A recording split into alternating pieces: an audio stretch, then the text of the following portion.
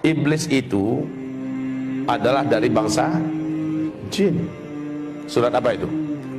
Surat Al-Kahfi. Bukan mentang dari jin lalu langsung di surat Al-Jin. Di surat Al-Kahfi Allah sampaikan bahwa iblis itu sebenarnya adalah asalnya bangsa jin yang sangat soleh dan taat. Dia sangat soleh, betul-betul soleh, taat. Tidak ada dosa yang dilarang Allah yang tidak mereka kerjakan. Hobi menumpahkan darah di mana-mana, membuat kerusakan di muka bumi. Lalu Allah Subhanahu wa taala utus para nabi-nabi, malah dibantainya nabi-nabi. Nabi-nabi dari bangsa jin juga ya, dibantai oleh mereka, dibunuh oleh mereka. Sampai pada limit terakhir, Allah perintahkan seluruh malaikat bala tentara tempur dari langit turun ke bumi. Habisi seluruh jin yang ada. Bumi akan diganti dengan penghuni baru. Ya, bangsa jin sudah out of order. Ya, sudah nggak layak lagi untuk menjadi pemimpin dan pemakmur bumi. Disuruh malaikat-malaikat turun, malaikat-malaikat tempur. Walillahi junudus samawati. Allah memiliki bala tentara di langit, disuruh turun untuk ngabisin bangsa jin. Tahu enggak Bapak Ibu, siapa yang diangkat oleh Allah menjadi panglima perang? Namanya waktu itu belum iblis ya, namanya ketika itu masih Azazil. Ini adalah kitab tafsir Al-Hafiz Ibnu Katsir ya. Namanya saat itu masih bernama Azazil. Jangan kasih nama anaknya Azazil nanti. Lalu turunlah panglima perang ini, yaitu Azazil, dengan memimpin seluruh malaikat-malaikat tempur. Semua bangsa jin yang ada di muka bumi diratakan, dibunuh. Yang dibiarkan hidup oleh Allah adalah yang melarikan diri sembunyi, masuk ke gua-gua, masuk ke hutan, sembunyi di pulau-pulau, dibiarkan oleh Allah, jangan dikejar, biarkan saja mereka tersisa hidup. Nah, ini cikal bakal calon pelanjut bangsa jin ke depan ya. Lalu setelah selesai, malaikat-malaikat tempur naik kembali naik.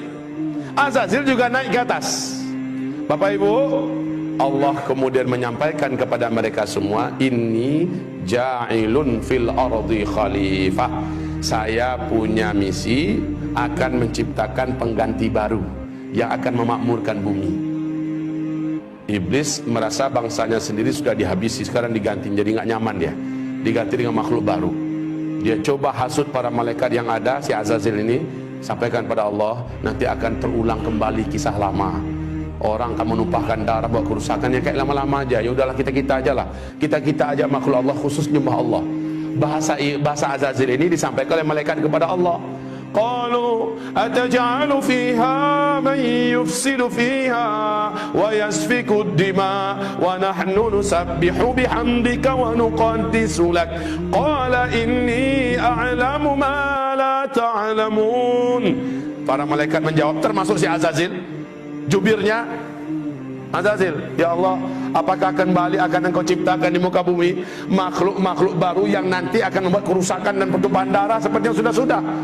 Cukup kami ya Allah, cukup kami sebagai makhlukmu, kami akan menyembahmu seperti yang sudah-sudah. Kami tidak akan berbuat dosa seperti yang telah kau saksikan ya Allah. Please ya Allah, enggak usahlah. Lalu apa kata Allah? Inni a'lamu ma la ta'lamun. Saya ini sudah punya strategi dan rencana yang kalian tidak tahu. Dan kalian akan lihat apakah mungkin makhluk ini akan berbuat dosa jika dia punya bekal seperti yang akan berikut ini. Jangan kemana-mana, saksikan sebentar lagi. Dengan kun fayakun, Adam pun tercipta. Dan iblis tahu, Azazil ini tahu dari apa Adam diciptakan. Seluruh mereka tahu dari tanah liat, saripati tanah liat. Tanah liat itu di bawah. Ya biasa posisinya dalam tanah, keinjak-injak dan agak sedikit bau. Lalu setelah jadi kun fayakun, Allah masukkan chips, ibarat kita bahasa sekarang ya, yang lengkap dengan informasi-informasi yang tidak diketahui oleh seluruh malaikat. Lengkap pengetahuannya tentang berkaitan dengan tauhid dan akidah, tentang perintah dan larangan, lengkap semuanya tahu. Apa itu cahaya, unsur-unsur cahaya, tahu Adam. Apa itu angin, ada apa bagian angin, segala macam manfaat dan mudarat angin. Dan apa itu malam, apa itu siang, apa itu bobot, semuanya lengkap. Sehingga ketika selesai diuji. Lalu Allah bertanya, malaikat-malaikat, sini kumpul kalian. Kamu juga Zil, sini Zil, Azazil. Ya, sini Zil. Saya mau uji kalian semua. Coba hadapi orang macam ini, makhluk baruku. Adam, diuji, kalah semua, tumbang semuanya. Lalu Allah berkata, orang yang macam ini, yang ilmunya tentang aku luas, ilmunya tentang alam semestaku luas, dia tidak akan pernah mau berbuat maksiat dan dosa. Makanya dikatakan innama yakhsyallaha min ibadihil ulama. Yang paling takut kepada Allah dari seluruh hamba-hambanya adalah orang-orang yang berilmu. Jadi orang yang berilmu tidak akan berani berbuat maksiat karena dia takut kepada Allah. Setelah itu memanglah sujudlah para malaikat, karena Allah perintahkan sujud. Nah, si Azazil yang dari awal memang menyimpan sesuatu di dalam dadanya, yaitu hasad, dengki. Dia tidak rela dan dia tidak mau kalau orang senior yang hidupnya telah teruji selama ini patuh dan tunduk pada Allah, masa dia yang harus sujud pada junior yang baru saja jadi. Lalu dia nggak mau. Allah berfirman, ma mana'aka la tasjud li Adam. Apa yang menghalangi kamu tidak mau sujud? Apa jawaban iblis? Saya senior ya Allah. Ana khairun minhu, saya lebih baik. Kan nggak mungkin lah. Khalaqtani min nar wa khalaqtahu min tin. Karena nggak mampu menjawab tentang masalah ilmu, dia mencoba mengandalkan dirinya dari unsur penciptaan. Saya kau ciptakan dari tanah, dari api. Api itu terhormat ya Allah. Allah pula mau diajarinya. Api itu letaknya di atas, terhormat, nggak berani orang permainkannya. Dia sangat berwibawa, anggun. Sementara tanah, engkau ciptakan Adam dari tanah liat, hitam, bau, busuk, di bawah lagi keinjak-injak. Masa iya api sujud pada tanah? Sorry ya Allah. Ya, lalu Allah mengatakan, sombong kamu, keluar. Baik, Allah katakan gelar iblis saat itulah, nama kamu sudah diangkat dengan nama baru yang menjijikkan, yaitu iblis. Aba wastakbara wa kana minal kafirin. Jadi kafirlah dia, iblis jadi kafir. Bapak Ibu, iblis kenapa bisa jadi kafir?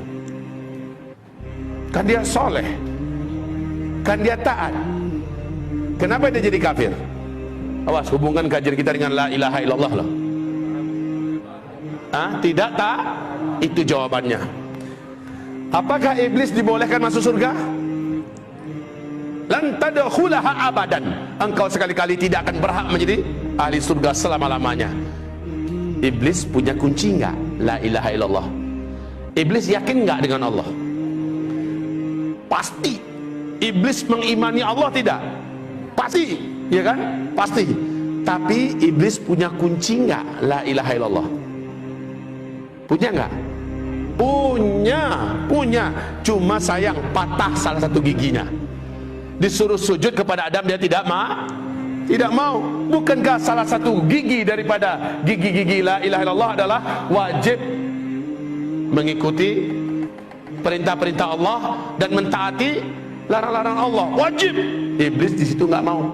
Sujud kepada Adam itu nggak mau dia. Satu saja syahadat Allah yang ditolaknya menjadikan dia dikatakan Allah kafir.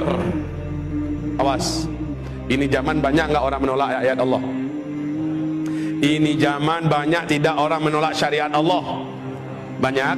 Ini zaman banyak tidak ulama-ulama kiai-kiai yang berani-beranian melecehkan, menghina, menyudutkan ayat-ayat Allah. Banyak tidak? Banyak. Nasib orang itu bagaimana menurut Allah? Sama nggak dengan iblis?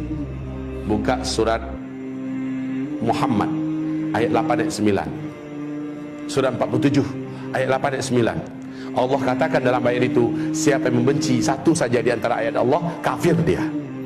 Satu saja ayat Allah dia benci, dia tolak, dia musuhi, kafir dia. Kayak iblis. Iblis satu saja perintah Allah ditolaknya, maka iblis menjadi kafir.